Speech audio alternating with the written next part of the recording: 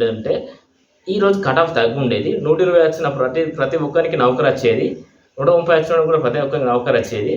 ఈ బ్యాక్లాగ్స్ మిగిలిపోయేటి కాదు. ఈరోజు 46 జీవో సమస్య ఇంత ఇంత దారుణంగా ఉండేది కాదు. దాంతోపాటు 46 జీవో ఇంకేంటిది, ఈ 46 జీవో వల్ల హైదరాబాద్ ప్రాంతం వాళ్ళకి మళ్ళీ పోలీస్ నోటిఫికేషన్ అనేది విడుదల చేయాలి. వీళ్ళ బ్యాక్లాగ్ పోస్టులు ఏవైతే ఉన్నాయో వాటికి నోటిఫికేషన్ విడుదల చేసి మళ్ళీ వాటిని డైరెక్ట్ రిక్రూట్మెంట్ చేయాలి. ఇక మిగిలిన ఉద్యోగాలు అని చెప్పేసి మళ్ళీ తీసుకుపోయి వాళ్ళ హాయ్ ఫ్రెండ్స్, నేను మీ శ్రీకాంత్.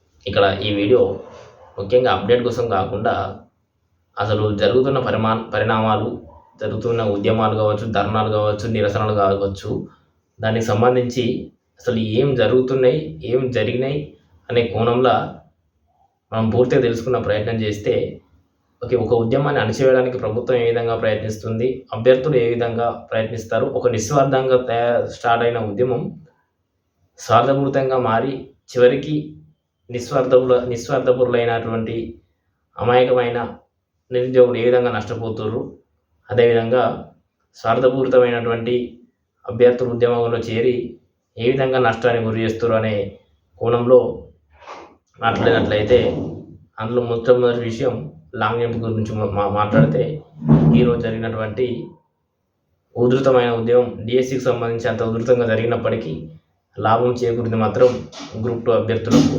సో ఈ కోణంలో ఎందుకు ఉద్యమాలు స్టార్ట్ అవుతున్నాయి, ఎవరికి లాభం చేకూరుతుంది, అసలు ఏం జరగబోతుంది, ఏం జరుగుతుంది అనే విషయాన్ని మాట్లాడడానికి ఈ వీడియో చేస్తున్నా. అంతే, చిన్న అప్డేట్స్ మాత్రమే ఉంటాయి ఈ వీడియోలో. ఆ అప్డేట్స్ చివరిగా ఉంటుంది. గత సంవత్సరం నుంచి జరుగుతున్న ఫైట్ అయినా దానికి ఇంకా పరిష్కారం ఎందుకు వస్తలేదు, అసలు పరిష్కారం వస్తే ఏ విధంగా వస్తుంది, ఏ రకంగా దానికి ఒక పరిష్కార మార్గం ఉండే అవకాశం ఉంటుంది అనే దాంతోపాటు అసలు సమస్య ఎక్కడ క్రియేట్ అయింది, అసలు సమస్య పరిష్కారం కాకుండా ఉండడానికి దానికి ఉన్నటువంటి ఉపద్రవాలు కానీ వివిధ రకాల దానికి సంబంధించిన సమస్యలు ఏంటి అనేది డిస్కషన్ చేస్తూ అసలు సమస్యకు పరిష్కారం ఉందా లేదా అని మాట్లాడుతూ ముందుకు పోయే ప్రయత్నం చేద్దాం. ఎందుకంటే చాలామంది అడుగుతారు 46 జీవో పరిస్థితి ఏమైతుంది చివరకు అని చాలామంది మెసేజ్ చేస్తే నేను వాళ్ళకి పదే చెప్పినా కూడా వాళ్ళకి అర్థమయ్యే పరిస్థితి లేదు.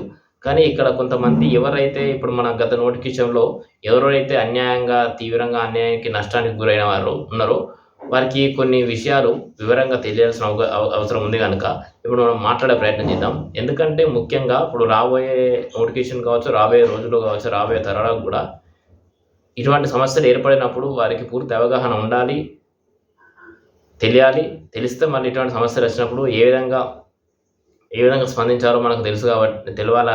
కాబట్టి తెలిసిన విషయాలు చాలామందికి కొన్ని విషయాలు తెలియవు. అది ఇప్పుడు మాట్లాడుకునే ప్రయత్నం చేద్దాం. ఈ విషయంలో అప్డేట్ ఇచ్చే విషయాల కంటే తెలియాల్సిన కొన్ని మరుగున పడిపోయిన విషయాలు చెప్పడమే ఈ వీడియో చేయడానికి ముఖ్య కారణం.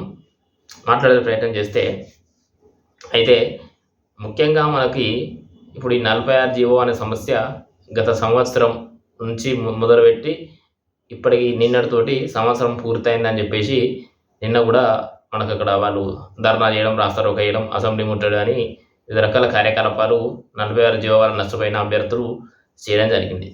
దీనికంటే ముందు, ఈ సంవత్సరం కంటే ముందు, ఇంకా దీనికంటే ముందే మొదలైన ప్రొటెస్టు లాంగ్ జంప్లో అన్యాయం జరిగింది. లాంగ్ జంప్ నోటిఫికేషన్లో ఇచ్చిన దానికంటే ఇంకా ఎక్కువ దునకమంటారు, అందువల్ల క్వాలిఫై అయిపోతున్నాం.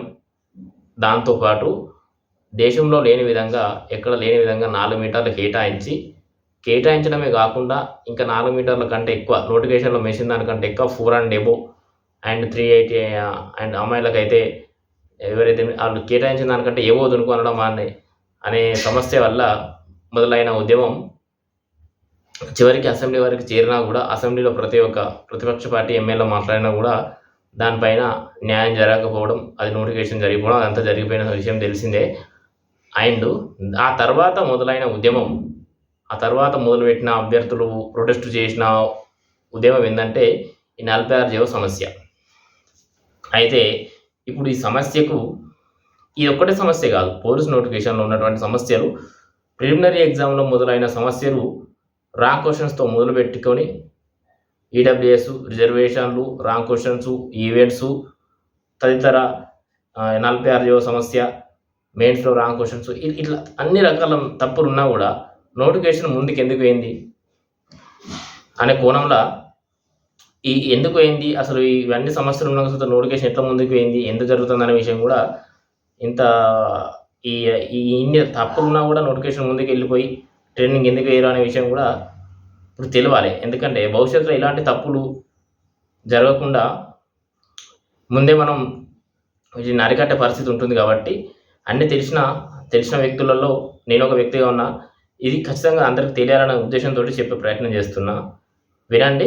విన్న తర్వాత మీకు సమస్య అసలు ఎక్కడ మొదలైంది, అసలు దీనికి ఏ పరిష్కార మార్గం ఉందా, ఇది ఇంతేనా అని చెప్పేసి క్లియర్గా అర్థమవుతుంది. ఒకసారి వినే ప్రయత్నం చేయండి. అయితే ఎప్పుడైతే లాంగ్ జంప్లో అన్యాయంగా క్వాలిఫై దునికినా కూడా తీసేస్తారని చెప్పేసి ప్రొటెస్ట్ స్టార్ట్ అయిందో, ఆ ప్రొటెస్ట్ స్టార్ట్ అయిన తర్వాత ఇక వివిధ రకాల వ్యక్తులు అనేటి వాళ్ళు వివిధ రకాల సమస్యల పట్ల, వివిధ రకాల హైట్ విషయంలో అయితేనేమి, ఈడబ్ల్యూ సంబంధ విషయాలు అయితేనేమి, వివిధ రకాల విషయాలను పట్టుకొని రోడ్డు మీదకి రావడం జరిగింది. వాటిని ఎత్తి చూపే ప్రయత్నం చేసింది. అట్లా జరిగితే దీనికి అగనెస్ట్గా ఇంకో వర్గం స్టార్ట్ అయింది. ఎవరైతే రన్నింగ్లో మెరిట్ మార్కులు సాధించి అండ్ అదేవిధంగా ఎక్కువ మార్కులు సాధించి మెయిన్స్కి సెలెక్ట్ అయిన వారు ఎవరైతే ఉన్నారో వారు ఎదుటివారిని ఎవరైతే లాంగ్ జంప్ తగ్గించాలి, మెయిన్స్లో అవకాశం కల్పించాలని ప్రొటెస్ట్ చేస్తున్న అభ్యర్థులు ఎవరైతే ఉంటారో వారికి అగనెస్ట్గా ఇంకొక ప్రొటెస్ట్ స్టార్ట్ చేయడం జరిగింది. ఇక్కడ గమనించి చూస్తే ఇప్పుడు ఇక్కడ దీనికి ప్రధానంగా ఈ సమస్యకు ముఖ్య కారణం మొదటగా ప్రభుత్వం తీసుకున్నటువంటి నిర్ణయాలు ఏవైతే ఉన్నాయో, 3 ఈవెంట్స్ క్వాలిఫై కావాలని నిబంధన పెట్టిన చైర్మన్ సార్ ఒక వంతు అయితే, ప్రభుత్వం ఒక వంతు అయితే, దానికి తోడుగా మన అభ్యర్థులను మాట్లాడవచ్చు. ఎందుకంటే ఇక్కడ ఎందుకు ఇట్లా అభ్యర్థులు అని చెప్పేసి అంటానంటే, మన తోటి అభ్యర్థులను కూడా చెప్పవచ్చు. సమస్యకి ఇప్పుడు ఇంత సంవత్సరం ఈ ఒక్క సంవత్సర కాలం పూర్తయినా కూడా 46 జీవోకి గత ప్రభుత్వం మారినా కొత్త ప్రభుత్వం వచ్చినా ఇంకా మొరబెట్టుకున్న దీనికి సమస్యకు పరిష్కారం దొరుకుతుందంటే మొట్టమొదటిగా ప్రభుత్వము టీఎస్ఎల్ఆర్ బోర్డుతో పాటు మన తోటి అభ్యర్థులను కూడా చెప్పవచ్చు. ముఖ్యంగా ఆ రోజు కనుక వాస్తవానికి సెలక్షన్ ప్రాసెస్ ఎట్లుంటుంది, గత నోటిఫికేషన్తో ఈ నోటిఫికేషన్ కాకుండా అన్యాయం జరిగిన నోటిఫికేషన్ కాకుండా గత నోటిఫికేషన్తో పోల్చి చూసినప్పుడు అప్పుడు సెలక్షన్ ప్రాసెస్ ఎట్లుండే, ఇప్పుడు గ్రౌండ్ మార్కులతో సంబంధం లేకుండా కేవలం ఎగ్జామ్ రాష్ట్ర మార్కులతో మాత్రమే సంబంధం ఉన్నటువంటి ఉద్యోగాలకు సెలెక్ట్ చేసేటి అండ్ ఫైర్ కానిస్టేబుల్ అండ్ ఏంటిది సివిల్ కానిస్టేబుల్, మొన్న చేసినటువంటి ఎక్సైజ్ కానిస్టేబుల్ తదితర ఉద్యోగాలు గ్రౌండ్ మార్కులతో సంబంధం లేకుండా ఉండేవి. వాటిని కేవలం ఎగ్జామ్లో వచ్చిన మార్కుల ద్వారా సెలెక్ట్ చేసేవారు. ఇక ఈ ఏఆర్, టీఎస్ఎస్పీ తదితర ఉద్యోగాలు ఏవైతే ఉన్నాయో అవి గ్రౌండ్ మార్కులను ఆధారం చేసుకొని వాటితో పాటు ఎగ్జామ్ రాష్ట్ర మార్కులను కలుపుకొని ఉద్యోగం సెలెక్ట్ చేసే పరిస్థితి ఉండేది. సో ఇలాంటప్పుడు ఈ పరిస్థితి ఉన్నప్పుడు ఈ ఉద్యోగం టీఎస్ఎస్పీ ఉద్యోగం సెలక్షన్ చేయడంలో ఎటువంటి ఇబ్బంది లేకుండా ఉండేది.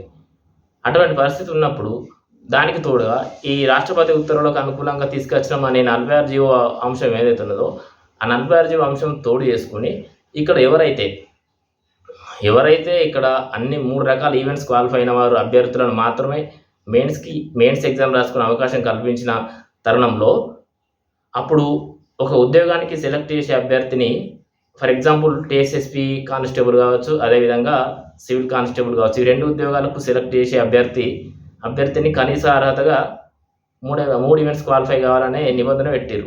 అక్కడ పెట్టినప్పుడు ఇక్కడ 3 ఈవెంట్స్ క్వాలిఫై అయిన అభ్యర్థిని మొదట వీనికి ఫైర్ జాబ్ వస్తుందా లేదా చెక్ చేయాలి, ఫైర్ రాకుంటే సివిల్ వస్తుందా లేదా చెక్ చేయాలి, తర్వాత ఎక్సైజ్ కానిస్టేబుల్ చేర్చారు కాబట్టి దాన్ని చెక్ చేయాలి. ఇవన్నీ రానప్పుడు ఏఆర్, టీఎస్ఎస్పీ చూడాలి.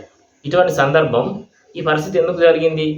ఈ 3 ఈవెంట్స్ క్వాలిఫై అయిన అభ్యర్థిని అన్ని జాబ్లకు చూడవలసిన పరిస్థితి, అన్ని జాబ్లకు జాబ్ వస్తుందా లేదా చెక్ చేయాల్సిన పరిస్థితి ఏర్పడింది. అటువంటప్పుడు ఈ 46 జీవో సమస్యకు ఇది ఇంకా తోడైంది. ఏ విధంగా అంటే ఎవరైతే గ్రౌండ్లో అధికంగా మార్కులు సాధించారో, కేవలం రన్నింగ్కి మార్క్స్ పెట్టారు కాబట్టి రన్నింగ్ మీద అందరూ పట్టును సాధించి దానిలో 78 మార్కులు సాధించిన అభ్యర్థులు ఈవెన్ మెయిన్స్లో 50, 60, 70 వచ్చినా కూడా రెండింటి మెర్జ్ చేస్తే ఎక్కడ 120, 180కి వెళ్ళిపోతుంది. ఇటు వెళ్ళిపోవడం వల్ల మార్కుల రేటు 120, 130 అక్కడ చూపిస్తున్నప్పటికీ ఇక్కడ సరే ఇది ఇట్లున్నప్పటికీ ఇన్ కేస్ ఆఫ్ ఈ లాంగ్ జంప్ వల్ల నష్టపోయిన అభ్యర్థులు ఎవరైతే ఉన్నారో వాళ్ళకి బెస్ట్ అవుట్ అవకాశం కానీ, రన్నింగ్లో క్వాలిఫై అయిన వారికి మెయిన్స్ రాసుకునే అవకాశం కల్పించినట్లయితే ఇక్కడ కేవలం మార్కుల ఆధారంగా మెయిన్స్ ఎగ్జామ్ రాసి అందులో ఆ మార్కుల ఆధారంగా సెలెక్ట్ చేసిన ఉద్యోగాలకు కేవలం ఆ అభ్యర్థులు మాత్రం వెళ్ళిపోయారు. అక్కడ వెళ్ళిపోయి మిగిలిన ఉద్యోగాలకు కేవలం గ్రౌండ్లో 3 ఈవెంట్స్ క్వాలిఫై అయిన అభ్యర్థులు ఎవరైతే ఉంటారో ఆ వాళ్ళకి ARTSSB చూసినప్పుడు అక్కడ 120, 130 వచ్చిన అభ్యర్థులకు అక్కడ జాబ్ రాలేదు. కానీ ఈ రకంగా సెలెక్ట్ చేసేది ఉంటే ఏ రకంగా 3 ఈవెంట్స్ క్వాలిఫై అయిన వాళ్ళకి మాత్రమే ARTSSB అని నిబంధన పెట్టేది ఉండేది ఉంటే ఈరోజు కట్ ఆఫ్ తగ్గి ఉండేది. 120 వచ్చిన ప్రతి ఒక్కరికి నౌకరు వచ్చేది, 130 వచ్చిన కూడా ప్రతి ఒక్కరికి నౌకరు వచ్చేది. ఈ బ్యాక్లాగ్స్ మిగిలిపోయేవి కాదు. ఈరోజు 46 జీవో సమస్య ఇంత దారుణంగా ఉండేది కాదు. దాంతోపాటు 46 జీవో ఇంకేంటిది, ఈ 46 జీవో వల్ల హైదరాబాద్ ప్రాంతం వాళ్ళకి ఎక్కువ ఉద్యోగాలు పోయినాయి అనేది ఒక విషయం అయినప్పటికీ ఇక్కడ ఈ సమస్యకు మరింత ఊతం కలిగింది. ఈ లాంగ్ జంప్ విషయంలో అన్ని రకాల ప్రతిపక్ష పార్టీలు మాట్లాడినప్పటికీ ప్రభుత్వం కానీ TSRB బోర్డు కానీ ఏ విధంగా స్పందించకుండా ఉండడం వల్లనే ఈ సమస్యకి ఈరోజు ఇంత దారుణమైన పరిస్థితి ఏర్పడింది. సంవత్సరం అయినా కూడా చూసిరా, ఇంత సంవత్సరం నుంచి కొట్లాడుతున్నా ఈ సమస్యకు పరిష్కారం దొరుకుతలేదు. ఎందుకు? దీన్నే కర్మ సిద్ధాంతం అని కూడా అంటారు. కర్మ సిద్ధాంతం ఊరికే వదిలిపెట్టదు కదా. ఆ రోజు కనుక ప్రొటెస్ట్ చేస్తున్నప్పుడు అదొక వర్గం ఇదొక వర్గం 2 వర్గాలుగా చీలిపోకుండా అందరు ఏకదారి మీదకి వచ్చేసి ఇది పెద్ద సమస్య అనేది జటిలంగా ఉన్నది అని చెప్పేసి EWS సమస్య కావచ్చు, రిజర్వేషన్ సమస్య కావచ్చు, ర్యాంక్ క్వశ్చన్ సమస్య కావచ్చు, ఈవెంట్ సమస్య కావచ్చు, వివిధ రకాల అన్ని రకాల సమస్యలు అందరూ ఒక తాటి మీదకి వచ్చేసి ఒక్కొక్క సమస్య కొట్లాడేది ఉంటే నోటిఫికేషన్ అనేది తిరిగి పునర్ప్రారంభించేది. సెలక్షన్ ప్రాసెస్ అనేది ముందుకు పోయకపోయేది. ఇక్కడ ఎవరిని వానికే లీడరు. లాంగ్ జంప్ కూడా ఒక లీడర్ అంటాడు, 46 జీవోది వాళ్ళ లీడర్ వాడంటారు. ఈ వివిధ రకాల ఇట్లా విభజించి ఫైట్ చేయడం వల్ల దాన్ని ఆ ఉద్యమాన్ని అణచివేయడానికి ప్రభుత్వానికి అవకాశం కల్పించినట్లు అయిపోయింది. సో ఈ రకంగా చేసుకున్న వాళ్ళకి చేసుకుంటానంత నటినంటారా. సో ఆ రకంగా నోటిఫికేషన్ అనేది ముందుకెళ్ళిపోయింది దిగ్విజయంగా. అన్ని తప్పులు ఉన్నా కూడా నోటిఫికేషన్ ముగించి అందరు ట్రైనింగ్ ఇవ్వడం జరిగింది. మొన్న మిగిలిన ఎవరైతే ఉన్నారో మిగిలిన అభ్యర్థులను సెలెక్ట్ అయిన వాళ్ళు, లేట్గా ట్రైనింగ్ పోయిన వాళ్ళను కూడా పిలుచుకొని ట్రైనింగ్కు పంపించడం జరిగింది. అది జరిగిపోయింది. ఇక్కడ చెప్పేది ఏంటంటే ఈ సమస్యను జటిలం చేయడానికి ప్రభుత్వం ఎంత కారణమైందో మనం కూడా అంతే కారణమైందో. ఈ సమస్యకు కనుక ఖచ్చితమైన పరిష్కారం కావాలంటే ఒకవేళ 46 జీవో కనుక సరే 46 జీవో సమస్యకు పరిష్కరిస్తారు అని చెప్పినప్పుడు దానికి సమస్యకు పరిష్కారం జరగడానికి చాలా పెద్ద ప్రాసెస్ ఉంటుంది. మనకు తెలిసిన నాలెడ్జ్ ప్రకారం చెప్తున్న విషయం ఇది. ఫస్ట్ ఆఫ్ ఆల్ ఒక జీవో రద్దు కావాలంటే దానికి సంబంధించి పూర్తి స్థాయిలో క్యాబినెట్ అనేది పూర్తి విస్తరణ జరగాలి. క్యాబినెట్ పూర్తి విస్తరణ జరిగిన తర్వాత ఫస్ట్ దీనికి ఈ జీవో రద్దు చేస్తున్నాం, ఈ జీవో వల్ల మాకు మా రాష్ట్ర ప్రజలకు మా విద్యార్థులకు నష్టం జరుగుతుందని చెప్పేసి ఫస్ట్ క్యాబినెట్ తీర్మానం చేయాలి. క్యాబినెట్ తర్వాత దాన్ని శాసనసభలో ఆమోదం పొందాలి. ఈ ఆమోదం పొందిన అంశాన్ని తీసుకుపోయి రాష్ట్రపతి గారికి కనుక అప్పచెప్పినట్లయితే రాష్ట్రపతి గారు దానికి అప్రూవల్ ఇస్తే దాన్ని సవరించుకోవడానిక మరి రద్దు చేయడానికి అప్రూవల్ ఇస్తారా, దాని బేస్ల ఆధారంగా ఆ జీవోకు సంబంధించిన ఉపశమనం జరిగే అవకాశం ఉంటుంది. ఇంత ప్రాసెస్ ఉన్నది ఇందులో. సో ఇది తెలియకుండా కటాఫ్ తగ్గిస్తారా, 46 జీవో తీసేసి కటాఫ్ తగ్గిస్తారా, బ్యాక్లాగ్స్ ఇస్తారా. బ్యాక్లాగ్స్ ఇస్తే ఎవరం ఊరుకోం. మిగిలిన బ్యాక్లాగ్ ఉద్యోగాలకు మళ్ళీ పోలీస్ నోటిఫికేషన్ అనేది విడుదల చేయాలి. ఆ వీళ్ళ బ్యాక్లాగ్ పోస్టులు ఏవైతే ఉన్నాయో వాటికి నోటిఫికేషన్ విడుదల చేసి మళ్ళీ వాటిని డైరెక్ట్ రిక్రూట్మెంట్ చేయాలి. ఇక మిగిలిన ఉద్యోగాలు అని చెప్పేసి మళ్ళీ తీసుకుపోయి వాళ్ళకి కల్పించేసి ఇస్తామనంటే ఊరుకున్న పరిస్థితి ఉండదు. ఈ విషయాన్ని గమనించే పరిస్థితి చేయాలి ప్రతి ఒక్కరు. సో ఈ రకంగా ఉన్నటువంటి పరిస్థితిని అంత ఈజీగా ఎవరు ఊరుకుంటారు చెప్పండి. అందుకే ఒక సమస్య ఏర్పడినప్పుడు అందరం అనేది ఒక తాటి మీద ఉండి కొట్లాడితే దానికి సమస్యకి పరిష్కారం దొరుకుతుంది కనుక ఒకే తాటి మీద ఉండే ప్రయత్నం చేయాలి. ఈ రోజు వచ్చి సమస్యకి పరిష్కారం దొరుకుతలేదు, 46 జీవో రద్దు అవుతుంది ఏంటిది అంటే దీని వెనకాల ఇంత కథ ఉన్నది. అర్థమైందా? ఇక మనకు మనకు ఈ జాబ్ క్యాలెండరు రాబోయే నోటిఫికేషన్ గురించి కనుక మాట్లాడలేదంటే ఇక్కడ రాబోయే జాబ్ క్యాలెండర్లో పెద్ద నోటిఫికేషన్ పోలీస్ నోటిఫికేషన్ ఉంటుందని తెలిసింది. అదేవిధంగా ఉంటుంది కూడా, ఎందుకంటే ఆస్కారం లేదు. వివిధ రకాల పోస్టులు, ఎన్ని పోస్టులు కల్పించినా, ఎన్ని ఉద్యోగాలు కల్పించినా భారీ నోటిఫికేషన్ చేసి 2 లక్షల ఉద్యోగాలు నిండాలంటే ఉన్న ఏకైక మార్గం పోలీస్ నోటిఫికేషన్తో పాటు మళ్ళీ గ్రూప్ 4 అండ్ ఈ పంచాయత్ సెక్రటరీ ఇలాంటి డిస్ట్రిక్ట్ వైజ్ పోస్టులు అనేటివి ఎక్కువ కల్పించి క్రియేట్ చేసి వివిధ రకాలు క్రియేట్ చేసి చేస్తే తప్ప ఆయనకు ఉద్యోగాలు నిండే అవకాశం ఉండదు. అండ్ ఎక్కువ సంఖ్యలో ఉన్న ఉద్యోగాలు కూడా ఈ ఖాళీలు మాత్రమే. సో ఈ విషయాన్ని దృష్టిలో పెట్టుకొని ఇప్పుడు 25, 26 ఏ డేట్ సంథింగ్ 25, 26 తేదీలలో నోటిఫికేషన్ జాబ్ క్యాలెండర్కి సంబంధించి అసెంబ్లీలో ఆయన ప్రకటిస్తారు. రేవంత్ రెడ్డి గారు ప్రకటిస్తారు. ప్రకటించిన తర్వాత దానికి సంబంధించి ప్లాన్ చేసుకొని ప్రిపేర్ అయింది బెటర్. సో ఈ రకంగా ఇన్ని రోజులు మాట్లాడలేదు, కానీ మాట్లాడాల్సిన పరిస్థితి రప్పించారు కనుక మాట్లాడాల్సి వచ్చింది. సో ఈ విషయం అందరికీ తెలియాలి. ఒక సమస్యను ఏర్పడినప్పుడు ఆ సమస్యను అందరూ కలిసి కొట్లాడితే ఆ సమస్య అప్పుడే అయిపోయేది. అప్పుడే ఆ ఎగ్జామ్ అనేది మొదటి నుంచి నిర్వహించేవారు. మన 2022 పోలీస్ నోటిఫికేషన్లో జరిగిన అన్యాయం పట్ల అందరితో పాటు నేను ఒక అభ్యర్థిగా పాల్గొనడంతో పాటు నిస్వార్థంగా, ఎలాంటి స్వార్థం లేకుండా ఆ లాంగ్ జంప్ విషయంలో నష్టం జరిగినా కూడా, అదేవిధంగా చివరికి క్యాన్సిల్ చేయాలనే ఉద్దేశంతో కూడా నిస్వార్థంగా నా సాయశక్తిలా ప్రయత్నించడం జరిగింది. ఆ ప్రయత్నంలో జరిగిన విఫలం నుంచి అనేక రకాల పాఠాలు నేర్చుకోవడం జరిగింది. సో నిస్వార్థంగా పనిచేయడం జరిగింది. మరి చివరికి మీరు అడిగే క్వశ్చన్ ఏంటంటే, ఇంత తప్పులు జరిగినా కూడా మీకు తెలిసిన కూడా నోటిఫికేషన్ ఎందుకు రద్దు కాలేదనే ప్రశ్న మీకు వచ్చే అవకాశం ఉంటుంది. దీనిలో కులంకుశంగా మాట్లాడుకున్నట్లయితే ఒక స్వార్థానికి నిస్వార్థానికి జరిగిన పోరాటంలో స్వార్థం అనేది ఎక్కువ కావడం వల్ల, స్వార్థపూరిత అభ్యర్థుల వల్ల, స్వార్థపూరిత పోరాటం వలన మాత్రమే మనం చేసిన పోరాటం అనేది విఫలం కావడం జరిగింది. కనుక నష్టం జరిగినప్పుడు కేవలం అభ్యర్థులు స్వార్థం లేకుండా ఫైట్ చేసినప్పుడు మాత్రమే విజయం సాకారం అవుతుందని చెప్పేసి నాకు చివరిగా ఈ పోరాటంలో నేను తెలుసుకున్న సత్యం.